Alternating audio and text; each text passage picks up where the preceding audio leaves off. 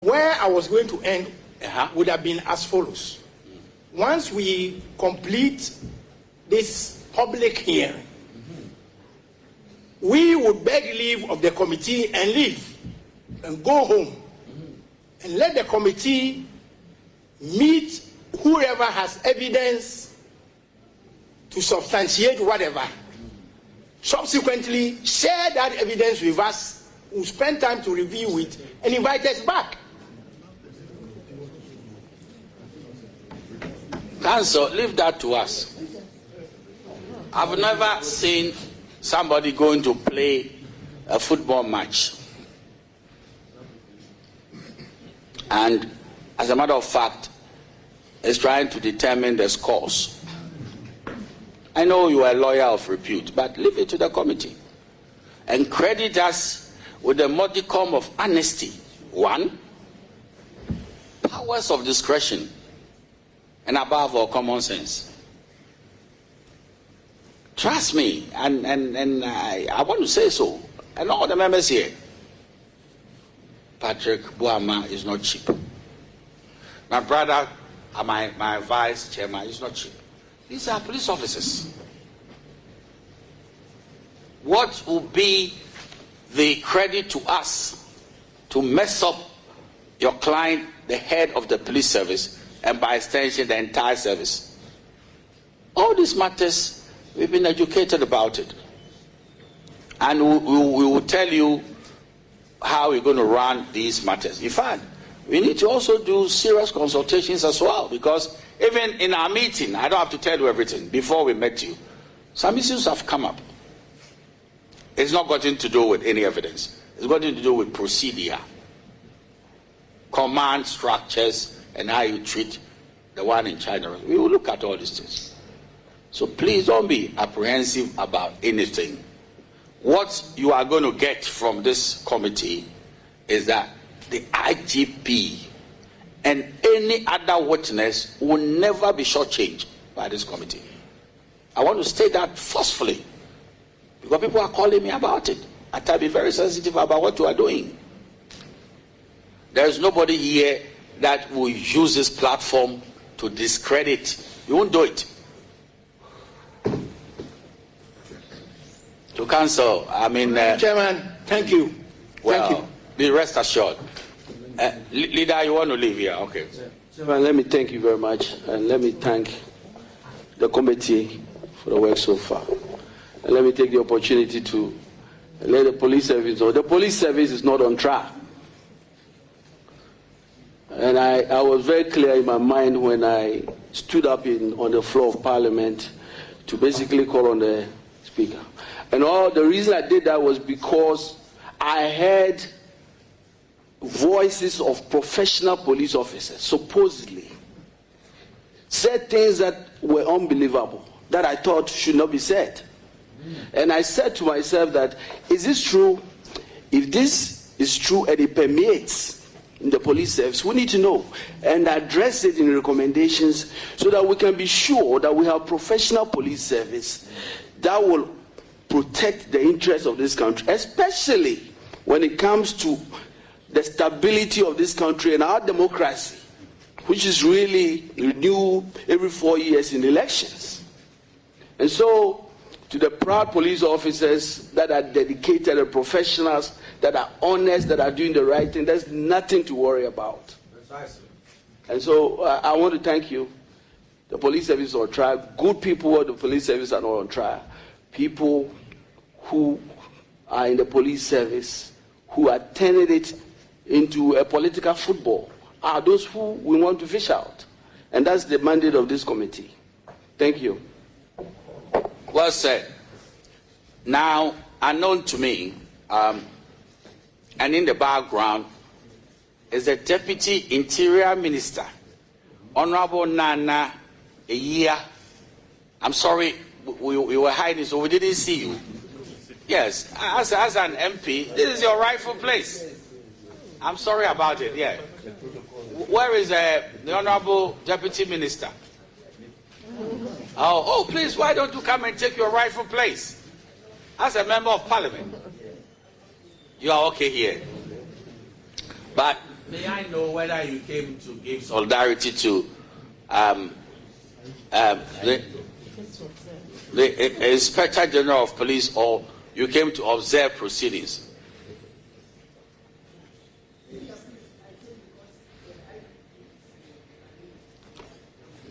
The IGP must be important, you know.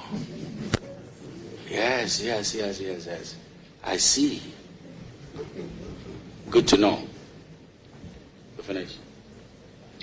Okay, now I will ask a few questions and then I won't go beyond it. And then I'll give space to my brother over here, and then I'll come to Vice if he has more things to say.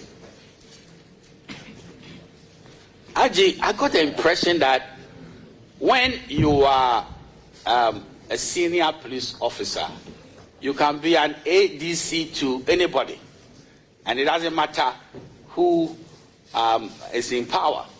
It seems to me that is your lot. Is that not so?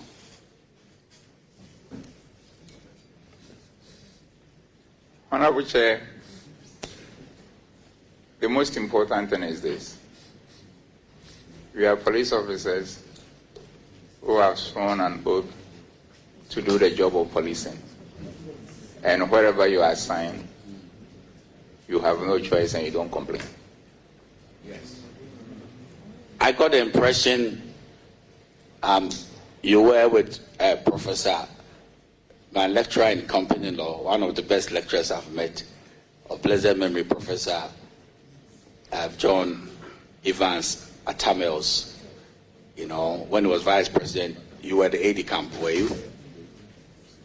Honorable Chair, I think I've addressed this question a couple of times and did indicate that I was an ADC. Good. So, yes, and I get the flow. I'm not confused at all. And also, you also helped now the National Security Minister as a special assistant. The same man. yes, I did. And when he left the place, Honorable Kwame Nabatels came, also an MPP man, and then you were there to assist. Yes, I did. Okay, fine. Now, there is something very interesting, and it is that you have been dealing with the former president, former President John Mahama, and you've been I nearly said you've been flirting, no? You've been engaging consistently. Is there any truth in that? And what is the content of your engagement? Honorable Chair, that is incorrect. Another set of allegations, just another set of allegations, just as it is, to make it look that I'm a policeman who is doing politics. I am not. I'm a professional police officer, and I don't do such things. So it is falsehood, unless maybe they have something to prove that. But it is falsehood. It's not true. It's not true. So they should stop it. They can use any other means to get any other thing that they want, but not lying about me in a serious manner. I thank you. Is there anything wrong? Honorable Chair. Let me finish. Is there anything wrong for an Inspector General of Police to be talking to the opposition leader? Is there anything wrong? Honorable Chair, the position of Inspector General of Police, and by extension every police officer, is to serve the good people of this country of which the former president is one of those. And there is nothing wrong with that. But there is a distinction between something that has happened and something that has not happened, and people want to create it in order to make their case look good, so as to for them to get what they want, because they know that type of information sells, and that is shameful. Do you visit ex-president Dramani Mahama? Do you visit him? Honorable Chair, I don't visit His Excellency the Vice and the former president. I don't. Does he visit you? Honorable Chair, the former president does not visit me. Will you rebuff his visits, and why? Honorable Chair, like I said, I am a professional police officer. We are servants of the people, including His Excellency the former president. And in my earlier submission, I did say, even including a child of a week old, as long as there is a service from policing point of view to be provided, whoever is involved, I have a constitutional duty and responsibility to get it done. And that is what it is. Very good. There is would I be right to say that, I mean, in terms of rank, you are a subordinate of the IGP? Okay, fine. There is a member of Parliament here, and he's a member of the committee, and you are subordinate. And he says that he has some questions for you. I've told him that you should be careful that all the rules about command structure and service inquiry and police council, you shouldn't write a book this afternoon. So please, honorable member, before you is your superior. Honorable Chair. Oh, sorry. Yes. No, I'm not. You described my colleague as a retired superintendent of police. Oh, okay. He left the service honorably, and so now there are no strings attached whatsoever. Oh, okay. If you put him in that pigeonhole, you're mentioning service inquiry, and so it means that he could actually become the subject of an inquiry if he doesn't comport himself well in the presence of the IGP. We need to clear the air that my colleague is a retired officer, just as Honorable Ophelia is. She is also a retired police woman. She is no longer subject to the discipline of the service. Okay. So we need to highlight some of these things so that we are guided. I can see the IGP's lawyer is laughing now because he knows that if these people were serving police officers, they wouldn't be sitting here. I forgive your trespasses. I forgive your trespasses. So, Honorable, the IG is before you. Yeah. Thank you very much, Honorable Chairman. I think that the Ghana Police Service is very proud to have members coming from that angle sitting in Parliament, because there are some technical issues that anytime we find ourselves in committees like this, we provide some level of expertise. And that is why even the chairman himself is confused. He thinks that having served as a police officer before, if I sit as a member of Parliament and the Inspector General of Police is before me to ask questions, I will be a bit intimidated because he used to be my boss. That is not the case.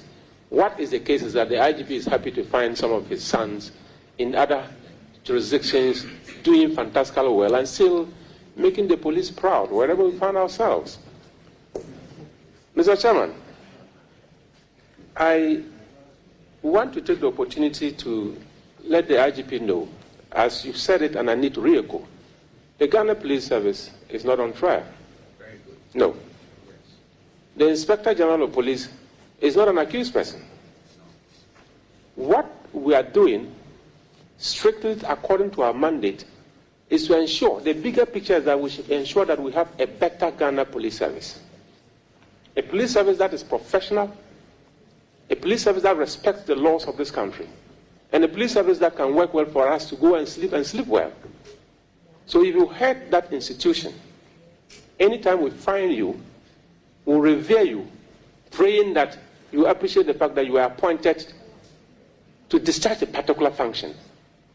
And in this broad country where you have your role to play, it is our prayer that you do it well, such that one day when you retire, as your colleagues are all gone, I work with Mr. Paul Tawiakoe, I've worked with Mr. Ahmed Alassane, I have worked with Mr. David Asante-Apietu. So just be aware that one day you will also be gone. But when you are gone, what will be your legacy? The question. IG, all these things we are talking about is all about your leadership style and what is your vision. So my first question is, what is your vision as Inspector General of Ghana Police Service?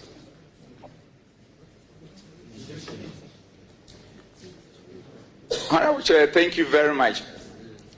The first point I have to make is that even though it has been handled, even if my colleagues were to be in the service, they will still have the privilege of asking me questions and asking them, because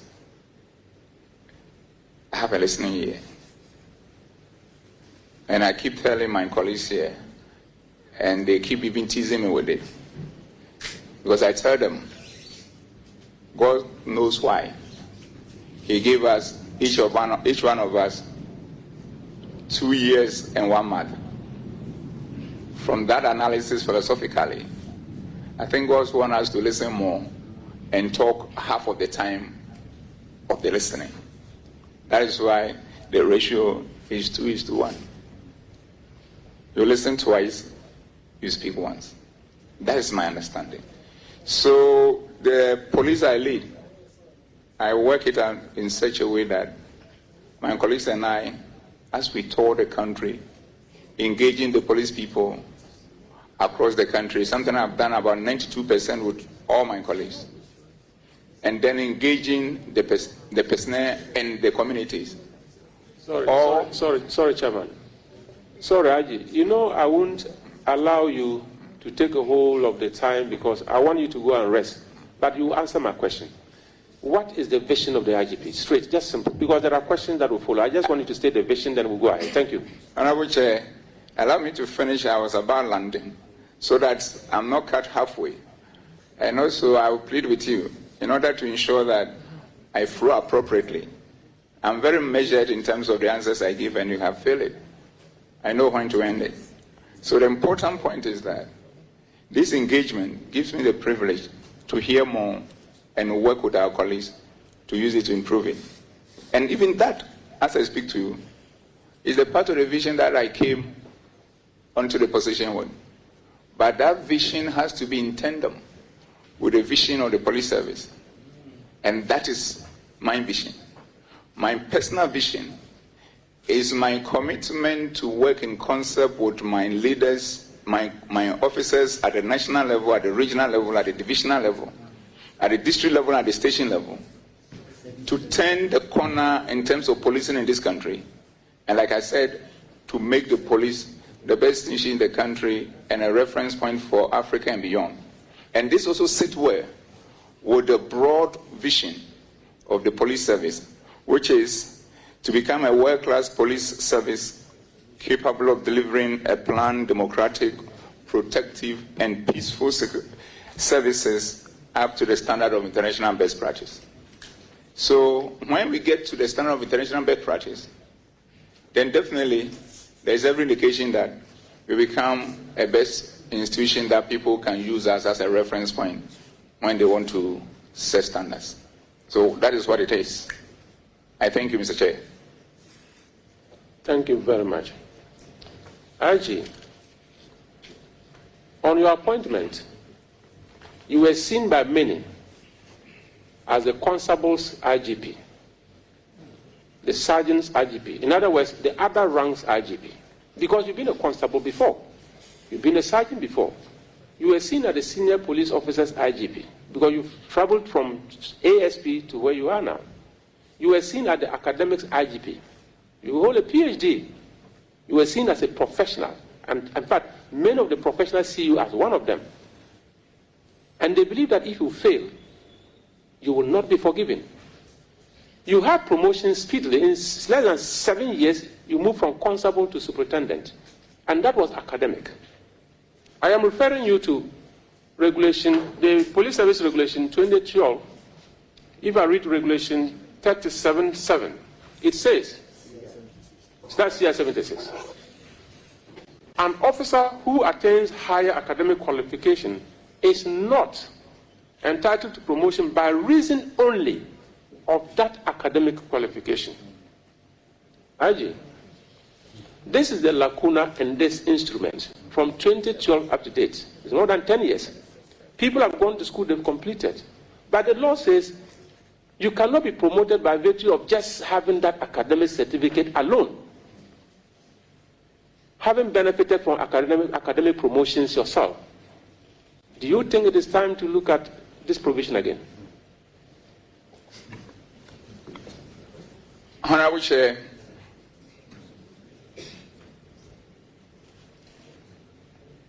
this provision, like Honorable Member did refer to, has been in existence since 2012, and if I'm not mistaken, October of that year. And it has been something that has been implemented since then by all successive police administrations. And the Ghana Police Service under my watch now is ensuring compliance of that law. So our hands are tied when it comes to people who have gone to school and they are coming and they are asking for promotion. And it didn't start on the watch of this current administration. It is 11 years or more ago, and this is something that has been implemented. But unfortunately, it is being circulated around and making it feel that as if the current administration that I lead, we have denying people their promotion because they have gone to school. And then it has become difficult for me to speak to it because after they have petitioned the police council asking for some sort of mercy in terms of this promotion, and why the police council was considering the matter, they took it to court. So it's not something that is the creation of the current administration. It is 11 or something years old, and the people involved know it. But they present the matter out there and make it look like it is the current administration which has come to invent something to deny their promotion. That is not a good thing, that you allow your selfish interest to overshadow the reputation of an institution and an individual and a team leading it now. So in terms of the attempt to change it, Honorable Chair, the law is as it is. We cannot involve ourselves as an administration in illegality as those who came before us did not involve themselves in that illegality. So if there is anything to be done about it, that would be the suggestion you are looking at. Because I am a believer of education, not for the purposes of getting a paper qualification, but a mental qualification of knowledge, and not just having the knowledge stored in your head, but the knowledge being applied. Because this is only then knowledge become power. It's not its accumulation with that application. So, Honorable Chair, until the matter is determined in court, it will be difficult for me to speak to the possible amendment or otherwise of that regulation. I thank you.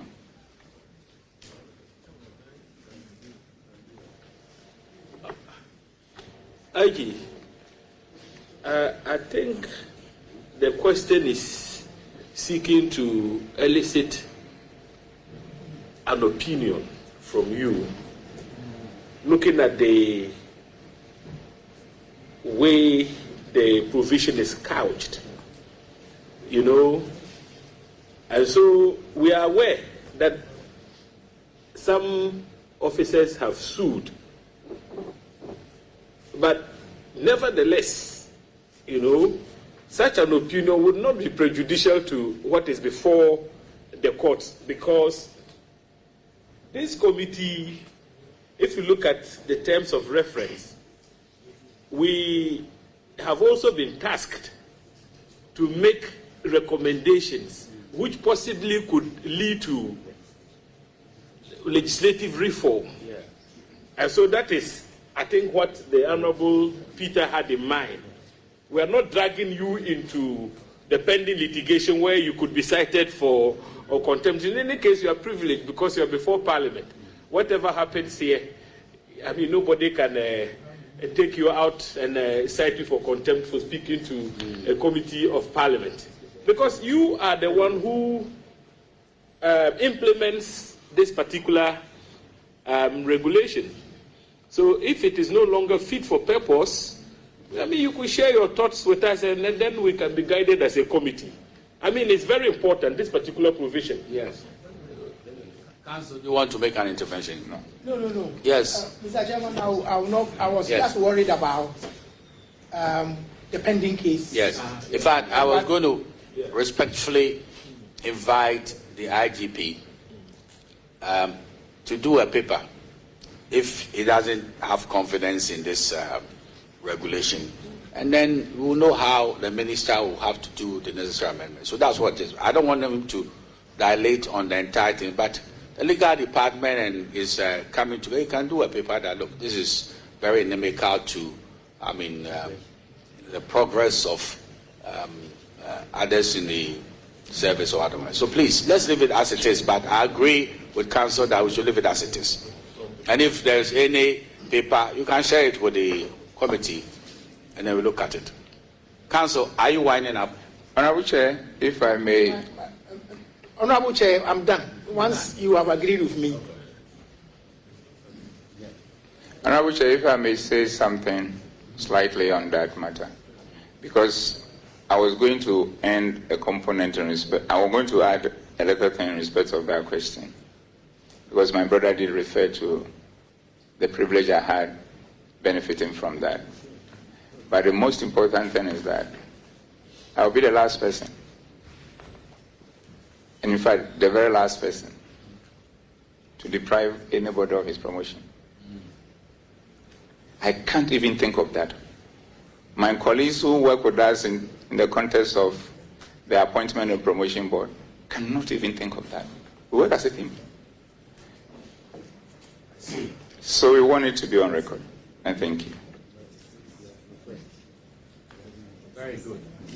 So, Inspector General of Police, be good enough to give us a paper relative to the regulation 37.7, and then we'll make it part of our recommendations.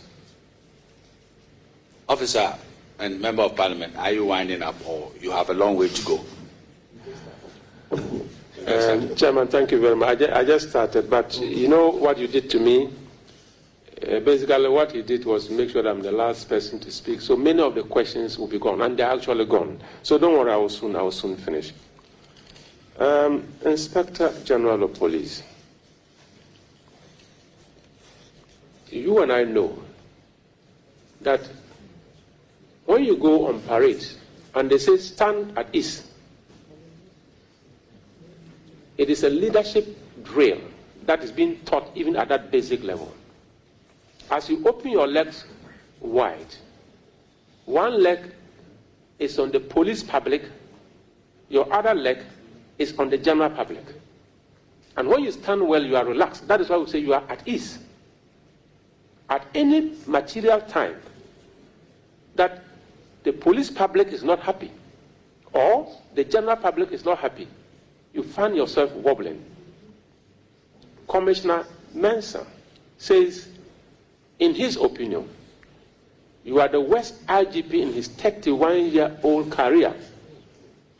That is his opinion. And he cited things like even assessing crime statistics these days by the public is difficult. Police public relations officers across the regions have all been shut up. They don't speak again. You are here with us, and it's an opportunity. For me, I think there's an opportunity for you to tell Ghanaians, if this assessment from Commissioner Mensah is wrong, as you alluded to initially, and you mentioned a lot of things that you are doing, I've also just mentioned two things that he also mentioned. In doing the balancing act, what will be your comment regarding public relations activities and accessibility to information from the police by the public? Thank you. Honorable Chair, thank you. Honorable Chair, listening to the Honorable Member, I picked three of them, and maybe one is in one container. Two are in one container, and the other is in a different container. The first one, we were talking about the police community. And I can assure you, the police community is at peace with itself. Let me say this, Honorable Chair, as leaders and by godly natural design, you can't have everybody liking you. And even it will not happen that everybody will like you. Let's be very analytical on this matter. As somebody who believes in tradition and culture because of my multi-ethnic background as a Ghanaian, everywhere you want to install a chief or a busuapeni, not everybody will agree on a candidate. Yet at the end of the day, we get a candidate, and the rest who may not like that candidate, the leader and the leadership have to find a way of pulling everybody together. Even if you want to be very divine, let's go to the religious field, where God Almighty superintend in terms of who should be his rep in this world in connecting to us as his creation. Even in there, when a leader of a church is being appointed, they go through a process where some people may choose somebody, and then others also may choose. But at the end of the day, the one who marshals the maximum number is become. And not everybody did that for you. And Honorable Chair, permit me to use your individual self in terms of your constituency election to become members of Parliament. Nobody voted and got 100% before coming here. And even in some cases, nobody even got 50%, especially when you have multiple candidates. So some people may be members of Parliament with about 40% or thereabout, representing a constituency made up of 100% of people. That is what it is. So in the same context within the police service, as Inspector General of Police, working with my colleagues, we as a team, we can't get everybody appreciating what we do. But this is what we do differently. Because we have what I call mindfulness mindset. We are aware of this, and we try to get everybody along, in respect of whether the person likes or does not. And I've demonstrated it. These are my brothers. In spite of all what is happening, at the break, I walk to them. We have the chat. Means getting along. We may have differences, but that should not stop us from working together. So this is what you've done, pulling everybody together and having majority a very substantial majority of the police community being so happy and falling in love with us because we won their hearts and minds in terms of what we do. And I give you about 3 of them. First, and I started this when I was the Director General Welfare. I toured almost everywhere in the country, visiting police people who are indisposed and they are in their homes. Some years, nobody has visited them.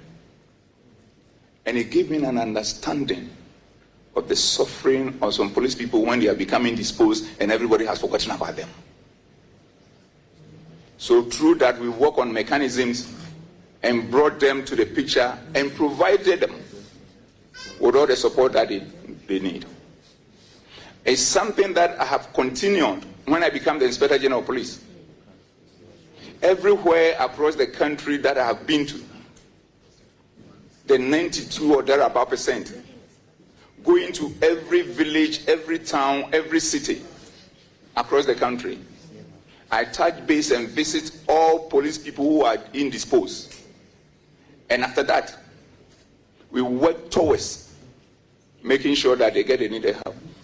That led to even the establishment of the Police Emergency Medical Intervention Fund that can take every police officer to everywhere in the country and be provided with support. These are some of the soft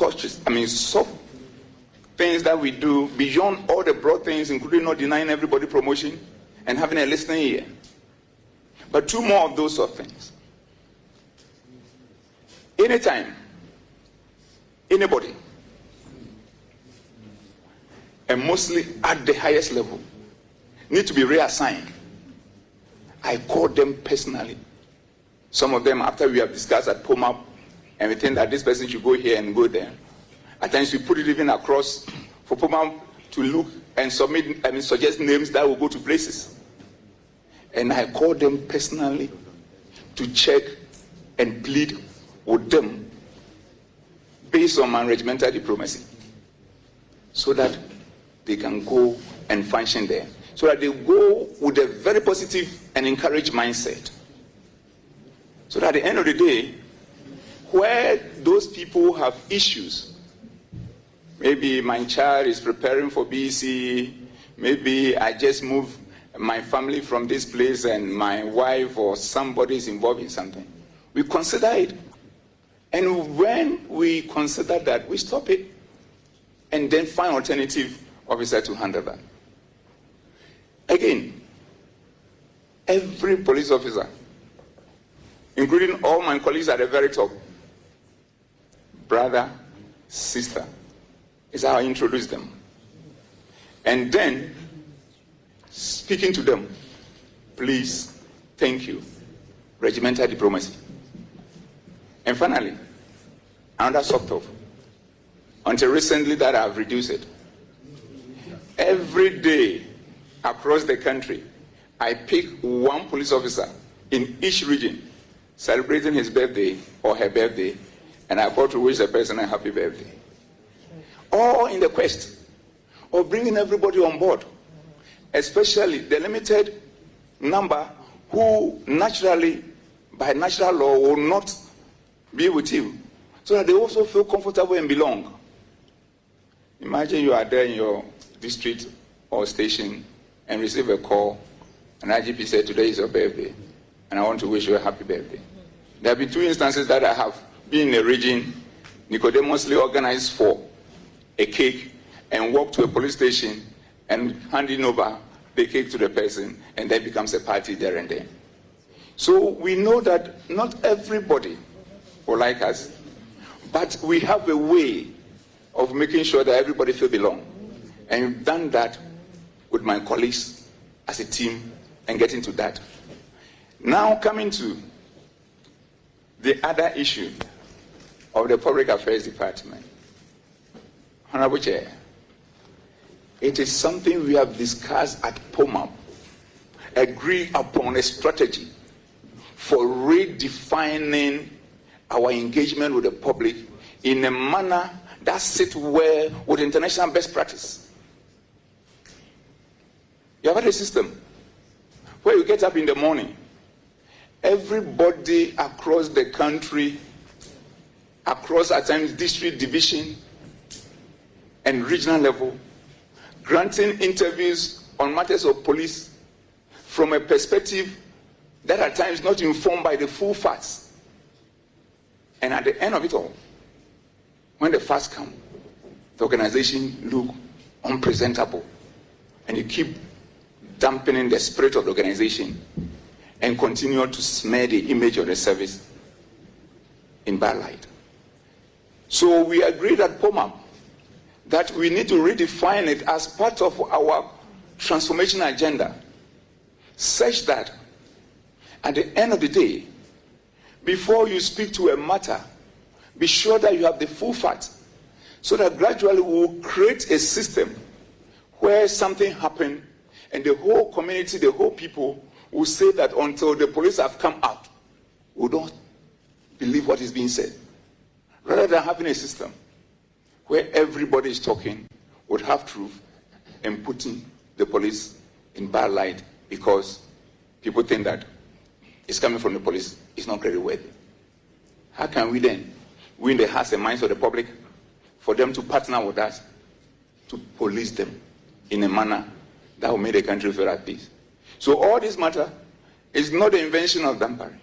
It is something that we've looked at and then got all the commanders at all levels involved and get their inputs before it's handled. Because I quite remember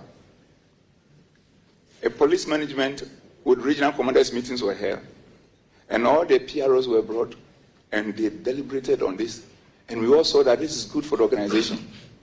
Then the question that came, then how do we do things and inform the public timely so that there won't be any gap?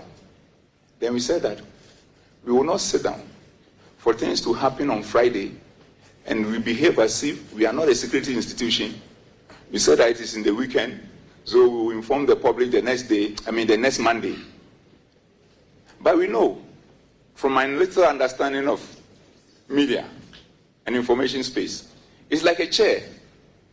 Whoever walks in first sits on it. And you cannot come and sit on top of him or her. By that time, the public might have been informed or misinformed based on that information. So we need to have a very efficient way of getting information there as soon as possible.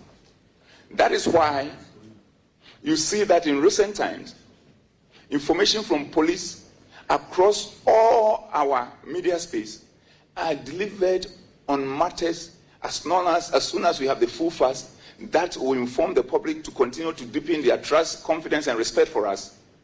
We do that irrespective of the time of the day. You can have us seen coming out with information in the morning, in the afternoon, in the evening, in the night, at dawn. And at times when you release information at dawn, then you hear the next day people saying, these people, don't they sleep? Because we love what we do, and we are committed doing it. So we are living international best practice. And this has redefined the way we go about pushing half-truth there and using that to dampen the spirit of the organization. And finally, we have even gone to the extent of ensuring that when that information is out there, there is no way it becomes something that people will cannot rely on.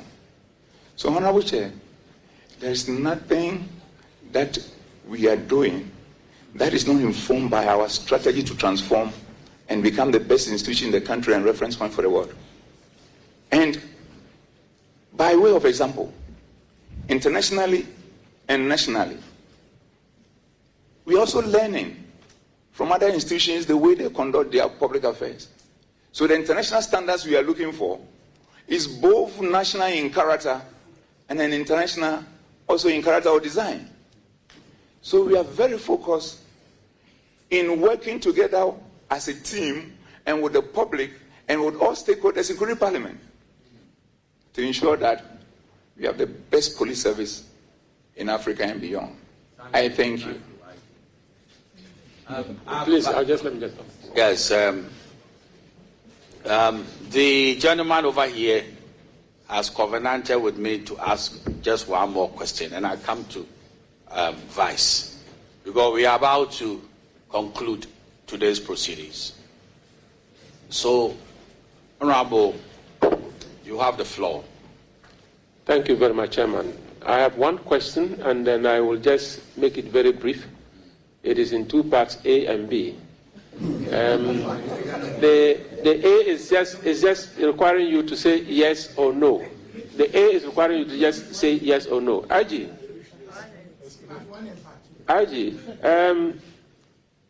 has Chief Buguru Nabu ever lobbied for you to become or to be appointed Inspector General of Police? Just yes or no. Honorable Chair, the fundamental point is this. I have been in the service for all this long. By the grace of God. Angie, I crave your kind indulgence. Your man saying just answer yes or no. Was he part of the lobbying team to get you, appointed as the IG? Yes or no? Honorable Chair. Yes. The answer is no. Okay, that's enough. We don't need more than that. IG, you should count yourself very lucky that you found a parliamentary committee telling you that this document here, CI 76, should be reviewed. I'm sure if you wanted to review it and you wanted to get parliamentarians to listen to you, you go through a lot of frustration. So this is free counseling. The last question. You and I know that if a police regional commander reports to you that a particular district commander doesn't have the capacity to become a district commander, and he wants you to transfer him or her, the question you'll be asking is, where should I send him or her to? What have you done about the incapacity or incompetence of such an officer? You have a responsibility to recommend capacity building for such an officer so that the person will be updated for use. You can't abandon an officer and the government will be paying such a person at your level. If you find an assistant commissioner, a chief superintendent of police, probably 6-7 years in his rank, not being promoted by virtue of the fact that the person's competence level is questionable. IGP, two options: abandon to rot, or spend money to build capacity and promote and use. Which one will be your choice? Thank you. Honorable Chair, the most important thing is that it's something that we have found a way of deliberating upon it since I came on board as the head of the organization. And my colleagues and I, we've not been able to agree, and knowing the point I've made here, that I've always been a team player. And once we don't have a solid consensus, that has been the bane of the issue. But I can assure you, it's a deep reflection for us, and we are going to look at it and work with God's speed and get that thing handled in a manner that everybody will feel at peace. I thank you. Okay. Now, Vice Chair.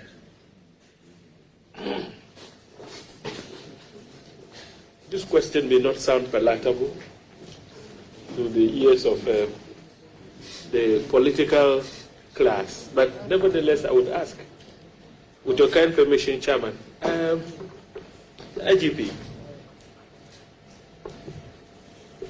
it has been said here that you are in the habit of arresting politicians for traffic infractions. An example was given to the effect that a second vice chairman of a political party was arrested by they said you. What is your reaction to this? Do you have apply your laws in a targeted manner with the aim to fishing out politicians and dealing with them, so to speak? I need your reaction to this because it's very important, you know. Honorable Chair,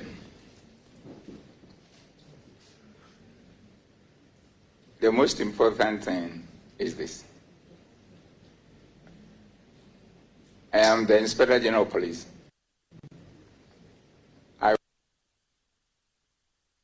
My officers at POMAP and all other commanders across the country.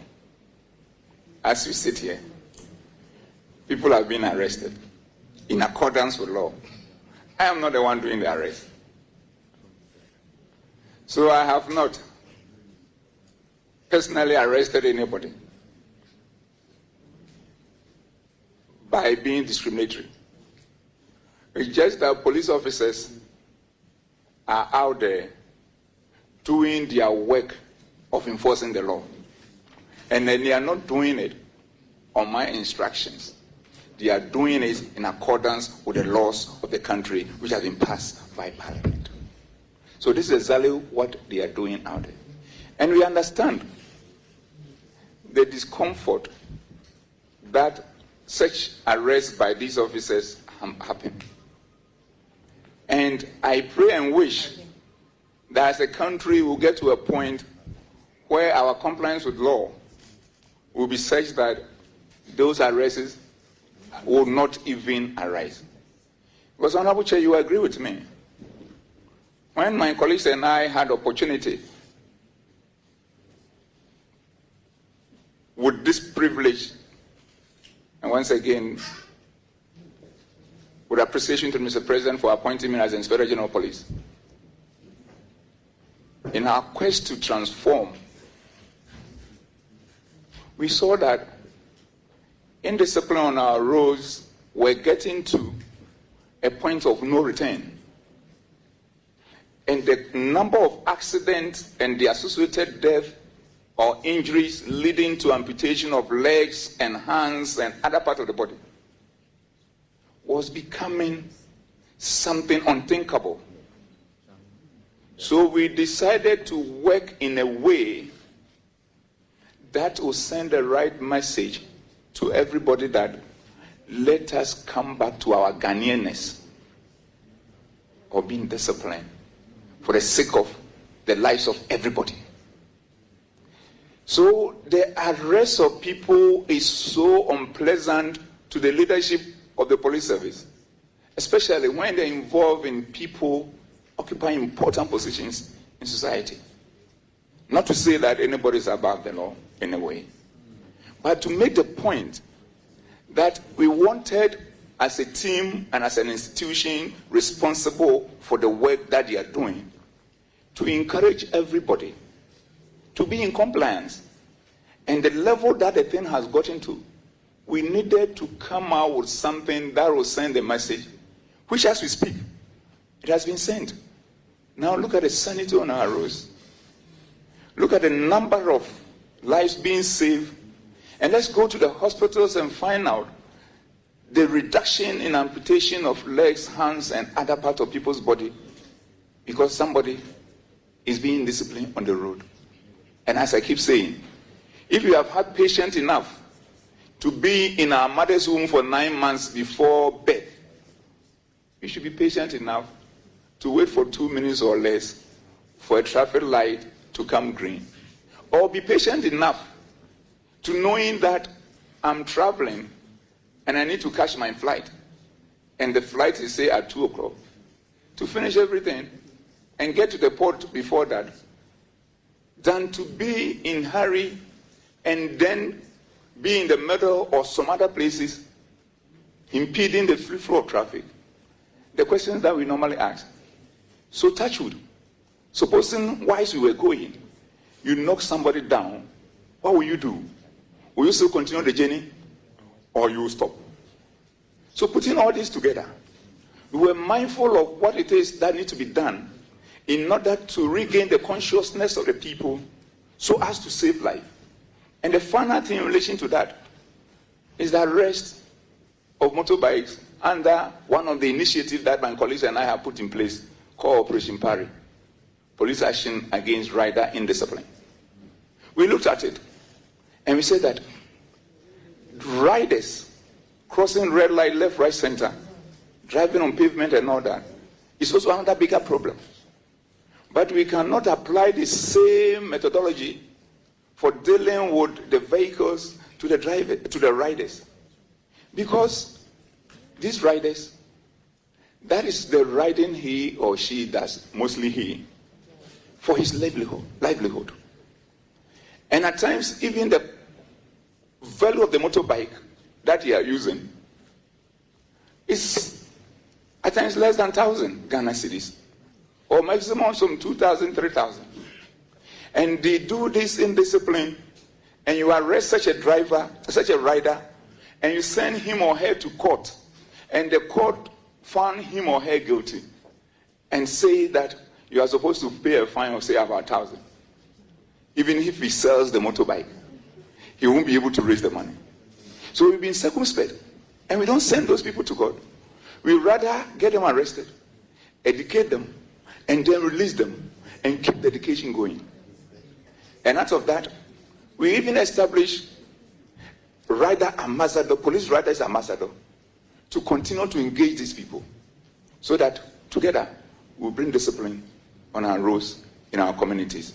And this has led to the reduction that we have out there, and that led to the situation for a long time having riders average of about 90%. We are still on there. We haven't got it to 100% yet. Stopping at traffic light and waiting for the green to signal before they move on. I thank you. So, yes, Vice will ask his last question, and then we bring proceedings to a close. Thank you, Chairman, for granting me the opportunity to, but I've exhausted my questions. I have exhausted my questions. Right. I want to read to the benefit of the witnesses before this committee. And I want to call attention to bear on Article 103(6) of the Constitution. A committee appointed under this article shall have the powers, rights, and privileges of the High Court or a justice of the High Court at a trial for A, enforcing the attendance of witnesses and examining them on oath, affirmation or otherwise, compelling the production of documents, and C, issuing a commission or request to examine witnesses abroad.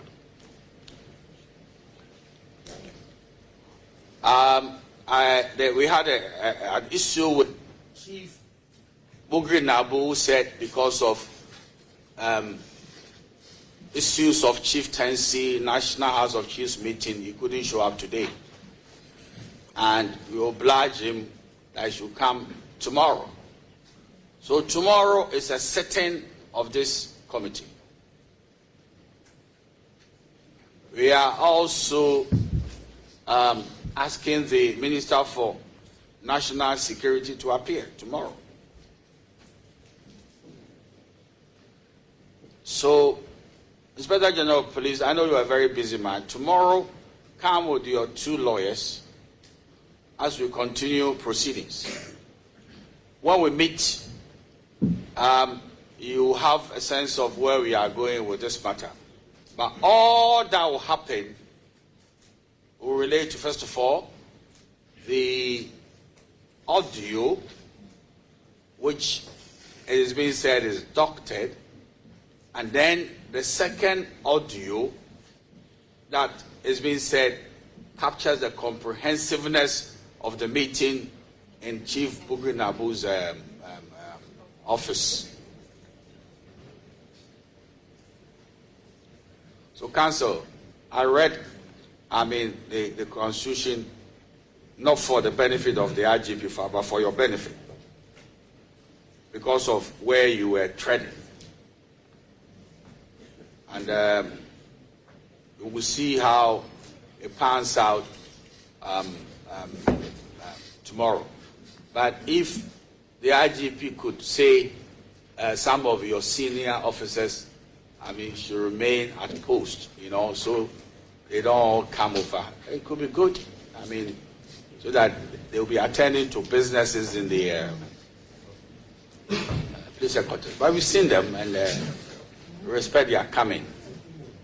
Yeah. Yeah? Yes. Yes.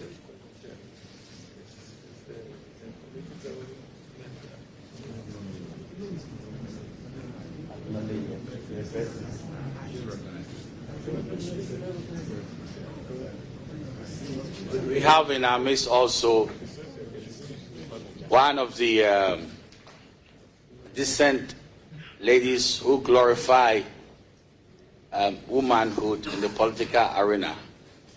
She's the Deputy Minister for Finance, Honorable Abna Asari. You have some association with the Lawyer Kwame Jano. What is it? With both of them. They are all from Etiwa, and that's why I'm here today. Yeah. Lawyer Kwame Jan and the IGP. I didn't know this, you know. You didn't know the IGP was from Etiwa? I didn't know. It's a fact. He's never told me. The man is from Moso, Akrofu, Moso. I've never done that. I've never investigated the IGP. As to where it comes from, I've never attempted that. So, and yet you are the attacher of Chebi. Yes. Yes, but the two people are all my subjects, you know. This gentleman and then Abna, but she's not giving me the largesse of her office. I leave it to God. So, Aji, this is how tomorrow's proceedings are going to begin. Bugre Nabu will be here. You should come. I mean, I think by this medium, he's hearing my voice. You come with his lawyers of consequence. The witnesses should come back tomorrow with their lawyers. The Inspector General of Police should come with his lawyers. The Minister for National Security should show up with his lawyers. And the proceedings will continue. I was glad when I heard IT saying that in relation to arresting politicians with vehicles and they are in a rush, there is also arrest of individuals using motorbikes. But the police establishment exercises discretion in the manner in which they apply the sanctions.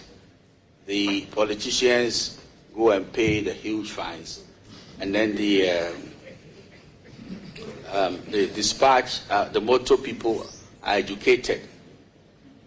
You see, I think it's a very fair and reasonable way of human engagement. So tomorrow I will exercise a similar discretion. And, on this note, okay, yes, Honorable Nobe Ernest from Ashiaman, you are most welcome. You are most welcome. We thank you for joining us. So tomorrow's time is 10 a.m. in the forenoon, and we hope to see all the individuals here, and then we'll proceed. We appreciate your coming, and in the absence of any other matter, Aji, you want to say a word? Yeah. Yes, Honorable Chair, by way of my concluding remark, because I know after you have spoken, I won't have an opportunity to speak. Having said that, I want first of all to thank you and the members of the committee for the invitation to come and to speak. I also would like to thank my family, the Achim one, the Kwawu one, the Kropon one, and Nkonya representing the Guams one, for all the encouragement and the support. I also want to thank the church of my birth and my upbringing, the Presbyterian Church of Ghana, for their prayers and support across the country. And again, I want to thank the church of my baptism and fellowship, the Church of Pentecost, from chairman himself to the lead person, for their continual prayer support towards me. And more importantly, I want to thank Mr. President for his continual reposing trust in me and the support he gives me. And finally, I want to thank the good people of Ghana, for their words of encouragement, their support, and everything. In the context of thanking the good people of Ghana, I want also to thank the thousands of police officers across the country for the excellent job that they are doing, and the many sending me letters of encouragement, words of encouragement, phone calls, and everything. And I assure them that I will continue doing my best in that capacity, in service of God and in country. I thank you very much, sir. Well, it's good you came, and God permitting, tomorrow we continue the proceedings. On that note, the proceedings are hereby adjourned to tomorrow at 10 o'clock in the forenoon.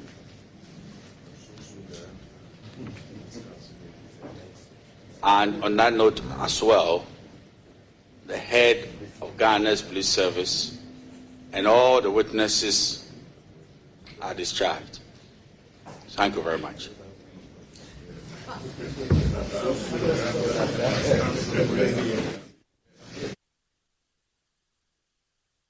For today, the IGP George Akuffo-Dampare has testified before the commission. Quite an interesting one it has been since morning. Our man Samuel Mbura is still on the ground. He'll be trying to interact with some persons and pick feedback for us. But the news is that tomorrow Mr. Nabu will be present, and the IGP himself is expected to be there, plus the other witnesses who've appeared so far. But for now, the analysis continues, and Blessed Soga is here. Blessed, we've been monitoring since morning. Indeed, and for many of us who've had our own doubts about why this committee has to be set up, at least we're getting to see firsthand the essence of transparency and the need for the IGP to present himself and to answer a number of questions that are, begging for responses, starting off with first of all, the circumstances under which the audio got leaked into the public, what kind of relations the IGP has with Mr. Nabu, who will be appearing before this same committee tomorrow. That will be very interesting because we are all on the lookout for that. The fact that he is publicly denying ever having any strong ties with Mr. Nabu, and also and even when the service he was looking itself. for the job. Yes. Yeah, and even the service itself, he says that they don't have any contractual arrangements, because we had heard earlier that the service has a certain form of arrangement with Mr. Nabu. But another thing we need to highlight, Blizzard, is the point of the interdiction and how it muddied the whole process, because we heard from the chairman, Samuel Atachia, who was concerned about how this could potentially gag witnesses who were before the committee and the timing of the interdiction. We just heard from the IGP that he had nothing to do with it. Right? It's curious, though, that he does say that I recused myself because this is a matter that concerns me. He knows it was a decision taken by the police council. He knows how instructive that would be, and the need to make that statement, particularly when you have senior police officers and those below his rank appearing before the same forum that he's about to make public pronouncements. Perhaps he was in the know that, look, if you're going to appear before these individuals that you're interdicted just before the public appearance, the in-camera hearings might not be favorable because it could turn really, really wild. And it's a good decision that the IGP has decided, first of all, to recuse himself, and the subsequent decision to also reverse that. What we're also seeing is some sort of, solidarity which is being declared in a subtle manner by some of the leading figures of the Ghana Police Service and also from the executive. So it's giving us a sense of what might happen in terms of the future of the IGP's tenure in office and as to whether or not government appears to be backing him. We see the likes of the Deputy Finance Minister appear maybe on family and relational ties, You never know. But there's also, instructively to note, the presence of the Deputy Interior Minister, who also made some appearances today, and the Deputy Minority Leader, who says, look, you're not on trial. We need to fix the Ghana Police Service. And it's the reason for which many will be looking out to see what the outcome will be tomorrow, as Chief Bugri Nabo himself, the star witness and the man of the moment, as some will call him, will appear before the committee. But Benis, I'm grateful that you're joining us and doing this exceptional job. Let's look at the implications for the Ghana Police Service. Joining us now is a fraud and security consultant, Richard Kumado, who's joining the conversation. Richard, you've been monitoring the engagements ever since, of course, the IGP appeared. Are you satisfied with the outcome for today?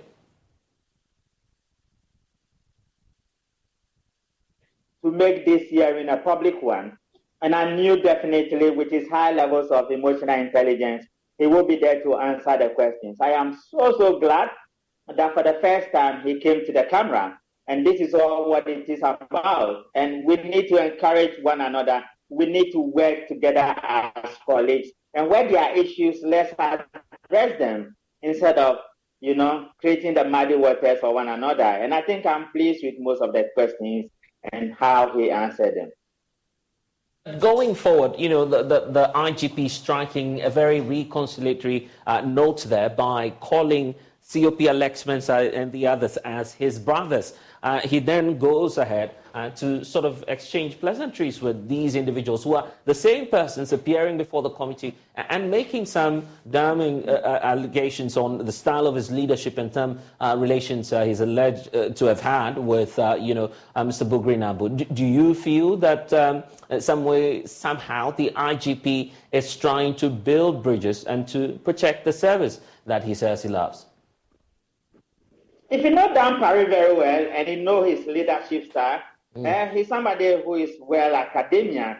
And I think that aspect of the corporate life, 33 years in the service, plus academia, meeting all manner of people, and serving at the highest level as a aide-de-camp to a number of presidents and a number of senior people in public.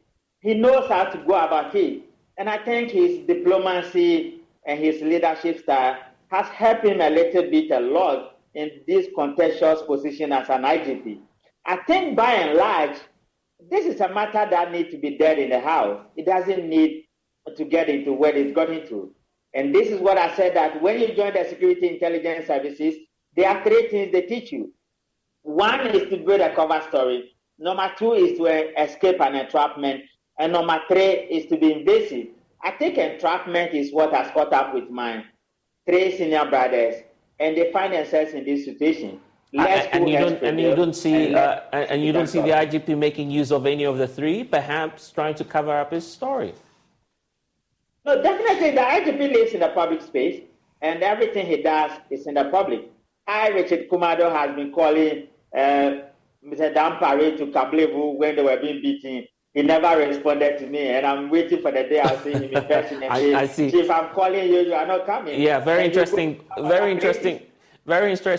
points you're raising there. Let's cross over now. I understand that the deputy chair of that ad hoc committee, James Agaga, has been addressing the press. He's engaging my colleague Samuel Mbura now. We can, of course, bring you some pictures. We'll bring that to you very shortly. But Richard, you're just building the point about the need to unify the force and to promote some sort of cohesiveness amongst the rank and file of the Ghana Police Service going forward. How would you expect the IGP to go about that, knowing that these are very critical times for the service? I think he needs to soften the grounds a little bit. He has come under too much fire. Anytime he begins to smile, I'm glad he's smiling before the cameras. once they leave this place, he will need to call some of the big boys on board. They will need to soften the grounds, and we all make mistakes in life. Let them address it in a manner that promotes cohesiveness and unity. And that is the only tool they have to survive in these contentious times. Other than that, it will divide them, and nobody wins and nobody loses in this particular situation. The presence of the two witnesses, including COP Alex Mensah today, what difference did that make, psychologically speaking, on the, first of all, the hearings of the committee and to the IGP himself? Definitely, it helps the IGP to relax a little bit more, knowing that his colleagues are not far from where he's sitting, to be able to address the issues, even though he was not mentioning their name, he was invariably addressing them, that we are not fighting, we have disagreements, and it shouldn't lead to where it's getting to. I am the big boy, let me take the blame, shoulder the responsibility, and once we leave the public hearing, let's go back and put our hands to work, because this is what we have been trained to do. I, Richard Kumado, has been trained to interpret human emotions in terms of body language and somatic ideas. I keep on watching Judge Mensah in particular, and Alex, and I could see that you realize that in terms of what has happened, it's high levels of indiscretion, and anybody could find himself at the other side of the coin. And I think we need to address it as law enforcement officers, as professionals, in order to break our ranks. Richard Kumado, stay on with us. Let's hear from the chairperson of the committee, Samuel Atacha, who's interacting with my colleague, Samuel Mbura. We can now bring you live pictures then. Whatever is on the table should investigate. That's what the Speaker gave, the marching orders of the Speaker. We look at it. Would you say so far what the IGP has put out there in the public hearing falls within the remit of information that is not sensitive to national security? I do not think there's anything which is so serious about national security, because I would have stopped him. Because it's like he trying to respond to some of the issues already raised. And also, if you are very observant, most of the matters were already in the public domain. I keep stressing this, but people don't want to accept it. All the matters on the tape were already with the public before we were constituted. What we are trying to do is that in trying to dig out the evidence, you should be careful that it's not going to sort of undermine national security. That's what we are doing. And when somebody complains that, some people spoke without evidence, I'll ask this question: did the IGP speak with evidence? I don't want to go there. He didn't speak with evidence. He was just responding to the issues. Because we said we will exercise the discretion to exact the evidence from the witness, if any. If he says he has no evidence to back what he said, then we will evaluate it. So going forward tomorrow, you continue the setting. Is it going to be something that is in camera, or it will be open for the public? Well, let's see how it goes. But I know on top of my head that the matters concerning the National Security Minister will be in camera, but the rest of them will take a quality decision. Why should the National Security Minister come here? Well, because the one of the witnesses, I've forgotten, said, I think it's Asari. Superintendent Asari said he appeared before the NIB. Yeah. He said so. Yeah. So if he said so, then how does that synchronize with what we are doing here and the evidence? That's what we are attempting to find out. So we will likely see an interrogation of or cross-examination of these witnesses? Well, let's see. For my part, I believe that we will look at some of these matters very deep. Because if it is necessary for cross-examination, why not? Somebody has made a serious allegation against you, and the person is seated. Why don't you begin to ask the person questions? So we'll see all these things. But it's too early yet to give out all that I want to do, because we are also doing further consultations, especially with our appointer. That, look, these are matters that have come to the fore. And then we get proper directions as well. That's why I didn't want to go too much into details what will happen tomorrow. But tomorrow when they come, we'll see how it plays. What happens to the petition from the officers that were alleging that they have been denied promotion by Dr. Akufo-Dampare? Well, we'll look at it. So that is something that could be a matter of in-camera hearing that what is. He said a few things about it, but we go deep. In fact, even the petitioners, if they have the courage of their convictions, could come here and put their case strong before us, and then the IGP could be confronted with those matters. So we are likely to see the petitioners tomorrow here? We've not invited them. We are dealing with essentials. In other words, the promotions are not, if you like, central to the tape issues. It's very peripheral. So let's deal with the substance of the interrogation, the remit of the committee, and then we continue. Finally, Chairman, you've given the fair hearing rule of natural justice to the IGP to come and clear the air. Is this an assurance that your committee would ensure that there's a fair opportunity given to everyone and you come out with a solid report in assuaging the situation on the ground? From day one, ab initio, I stressed that I don't have any incentive to mess up somebody's life and career. What is that going to do for me? And I think the members of the committee have a similar attitude. That why do you want to besmear another man? Why should somebody's disgrace be our joy? I don't think we are that mean to be doing it that way. And what is very important is that we are supposed to protect everybody to the best of our ability as a committee. And I keep saying that nobody will be shortchanged by the committee in terms of the evidence that we will write, and the rest of it. We will never shortchange anybody. And nobody is trying to say, slant the evidence to favor X or Y. And I don't think anybody has the power to do that against us. We won't do it.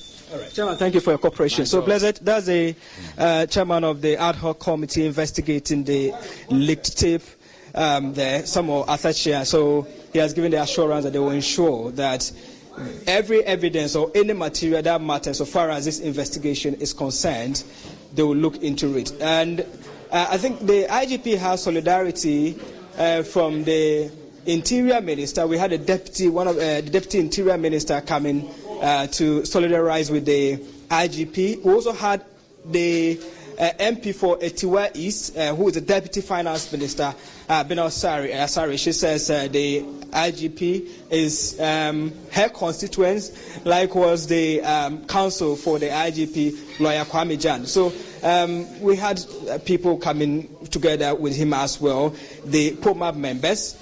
And then the IGP2, whom I'm told he wasn't quite well, but had to postpone everything and come and solidarize with his boss. So at the moment, everything is done here. It has been over 5 years of grilling and going through the entire process. The IGP has testified finally, which you've heard. The chairman of the committee saying that now that they have given fair hearing to everyone, they'll proceed with further evidence available to them. So, Blessed, the sitting continues tomorrow. Daniel Bugri-Nabu couldn't make it because he said he had equally important activities as a chief. We know he's a chief in the Northeast region. So the lawyer wrote to the committee that he was unavailable due to that. But tomorrow, it is expected that Mr. Bugri-Nabu will come before the committee and the interrogation of the IGP would also continue. But as of now, we don't know whether it is going to be a public hearing or they will go in camera, per what the chairman of the committee, Mr. Samuel Athachia, is telling us. Okay, Samuel Mbura, my colleague there, still monitoring events for us. Two individuals I have now, Richard Kumado, a security analyst, and Dr. Adam Bona, who's also joining the conversation. Dr. Bona, for you now, it's confirmed that Bugri-Nabu will be making an appearance tomorrow, and the firm assurance from the committee chair that all of this will be done firm and square. Yes, correct. Good afternoon, and good afternoon to my colleague, Richard Kumado. Yes, for me, it's instrumental, very informative, and probably this is the day all of us, personally, I was waiting for. You can see that technically this is a gossip, or call it, a plot that has gone very wrong, and it looks like a lot of things were said in the open. And so some of us who knew these officers were lying kept hammering that they are just liars. They are just liars, and they are just liars. And you can see from the IGP's own demeanor, you can see his former members following him and, through the sitting. And a lot of things he said, which are public knowledge now. So what I can say is that this to me looked more like the vetting of the Inspector General of Police. It sounded to me like a vetting where the president would appoint, a minister of state or a chief justice or somebody, let's say the EC, somebody, and you have to go through Parliament. Then they put questions to you. What would you do if you are given such a position? But you can see this time around, it is not what an IGP was going to do, but it is what an IGP has done that is being scrutinized today. And so as far as I'm concerned, I think we would have to move on. We would have to move on and unite the country, believing that these disgruntled, disgraced police officers, he's going on the 16th. He will never be called to become the IGP so that he would try any attempt to say, I would break the aids for the MPP because even though we had John Mama, His Excellency appoints John Kudalo, 2016, NDC lost by a landslide. Okay, MPP won by a landslide. If you want to, turn it around. And so, as far as I'm concerned, these officers, I think we might have to forgive them. Recommendations should be made, but we should forgive them as a country and move on because you can Dr. see, Bonner, but not during let me just run. During the testimony, largely their heads were bowed, and for me, that alone was enough. That the day of reckoning, I believe, partially we are seeing it, and so we need to move on and unite this country. Your views then, but not to move on so fast. There are a number of questions the IGP would have to answer. Tomorrow, we know that Bugri Nabu will be appearing before the committee. Very interesting times ahead, knowing that the IGP is, for the very first time, telling us that he has no working relations, no dealings at all with Bugri Nabu. That for some people is strange, given the fact that we're seeing some videos already on social media where this chief is making some claims. Well, the point is that if I have reviewed those videos, and if you review those videos, from the look of things, it looks like the young men who I don't even know who they are, apart from Bugri Nabu himself, were trying to get Bugri Nabu to admit to certain things. And I am told largely that to a very large extent, from what my intel tells me, Bugri Nabu was actually even threatened. He was threatened. I don't know whether he has made a report to the police. He was threatened. So I'm told he was put under a lot of duress. You can see he was on his own, and you have this young, abled man who were pushing him to admit to certain things. And you and I know that when you are put under duress to admit certain things, that will not fly in the face of law. And so as far as I'm concerned, Bugri Nabu should be brought back again. Let him come and testify. The IGP today, I'm not holding brief for any of them. For me, some of us will continue to remain what we are, continue to support the truth. Bugri Nabu should come tomorrow and come and tell the whole world that IGP said, I have no working relationship with you. And so do you deny or do you accept? Having a working relationship with an institution is different from having a working relationship with, what do you call that, an individual. Your boss, what's the name? I deal with all of you. And so dealing with all of you, I deal with all of you more than probably, I don't remember the last time I spoke to the CEO of, the owner of your business. And so I can't go and sit anywhere and say, I have a personal relationship with your boss. I would say I have a relationship with multimedia. So sometimes I could get to any of you when I need some information. You could get to me. So at that level, yes. But so we need to be able to separate the real things from the chaff. And I am happy. The chairman of the occasion have maintained that They are not, losing focus. They should go strictly according to their terms of reference, the TOR. Because mine is that they are not put there to investigate or inquire into police administrative functions. That is not what they were asked to do. They could go into some of the areas, for instance, promotions.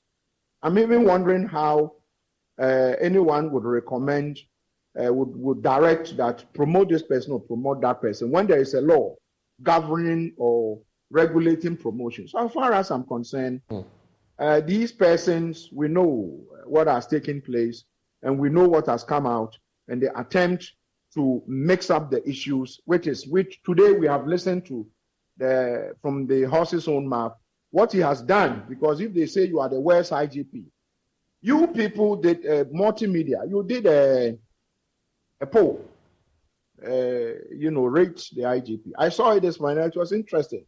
You can see how ordinary Ghanaians who have no working relationship with the security agencies like myself and my colleague, Richard Kumado, who every day you have a relationship working with all the security agencies. So we would tend to know a lot of these things. Ordinary persons who are seeing visibility officers on the street. If you have to travel to my home region, the Upper West region, now you are not fearful that there will be bandits on this road. There were times when plane used to not to go there, you have to go by bus, everybody, or you have to travel with your own vehicle. You must wait in between towns for the police to shepherd you from one community to the other, as if you were in a war-torn zone. If you dared disobey the police, the highway robbers would kill you. And it used to happen. And so mine is that these things, we've seen a significant reduction. Is that not what all of us, me, I want to sleep, and when I sleep, I get up in the morning and I don't hear of robberies today. Okay. A lot has changed. So for me, I think that I am happy we've heard from the horse's owner. And, what again are they going to even discuss? Yeah. So let's see what then happens. Whatever they are going to talk about, but I will tell you that whatever we need to hear, the general public need to hear. There's nothing again they are going to do. But the committee chair indicating that tomorrow we'll definitely likely have that in-camera hearing, which we're all on the lookout for. Richard Kumado, if you're also with us, the possibility of this appearance of the IGP opening up the conversation about further probes into some happenings at the police service, especially when it comes to contracts. That's, widely circulated on social media as well, with Chief Bugri Nabu allegedly confirming that he takes some payments from the police service for security works. There are issues about possible contracts and handouts that should be given. The IGP speaking clearly to say now that in terms of his promotion or appointment to become IGP, there was absolutely no facilitation from Bugri Nabu. Is it time to have other security agencies, the BNI or the National Security Ministry, the Office of the Special Prosecutor, to get involved in this? Is it time for that to happen? Oh, no, I have lived in the CID block for like 4 to 5 years. So I have a broad background about how things work there. The police service, the military, a lot of people supply them with stuff. And these are individuals. And these are civilians who supply them with whatever they need. So having a contract to supply stuff to the police service has nothing to do with Dampali. Dampali used a coded word where he said, 2 things he said. He said, I have no working relationship with Bugri Nabu. That was what every professional will tell you. Even if Bugri Nabu is his informant, he will not say it. And having an informant and access for information, it is common with everybody. Then again, he said a second thing. They asked him directly, did Bugri Nabu lobby for you to become an IGP? Look at the pedigree of Dampari. 33 years in the service. You don't think he's qualified to become an IGP? Richard Kumado, this year will be my 28 years in security intelligence. Today in Ghana and many parts of the world, I have people who are 6 years and 6 generations down to me who I have trained in this country called Ghana, and they are managing sensitive national security institutions. And they call for advice almost sometimes. And so tomorrow, if I am made Director BNI or National Security Minister, you question who lobby for me. I will not lobby, and I can tell you Dan Parry did not lobby. Blessed, I can tell you on authority that the state itself is struggling to get people to man these positions. The National Security Coordinator is a politician. The Director of BNI is a politician. And they struggle to get Dan Parry. So you think the president to just throw him into the air? We can put our last bet on the mind that throw Dan Parry out of the wind and bring somebody who doesn't fit into the equation, and you will see the problems. Okay. But I'm saying that today, Dan Parry showed maturity. He's a big boy. He should go back, let them sit over a cup of tea, bring in the big boys like Kofi Boachi, Ebeta Bri, who's a lawyer, bring all those big boys, sit over a cup of tea, and address some of these issues, and let's go. Okay, we'll see how that will pan out. Of course, the president is the ultimate person to decide on this matter of either, firing or keeping the IGP. Thanks, gentlemen, for joining us, Richard Kumado and Dr. Adam Bona. That's all we have for you in this package. We'll see you in the next hour. This is the polls as we wrap up on the Joy News channel. Next is Let's Talk Showbiz. Thanks for your time.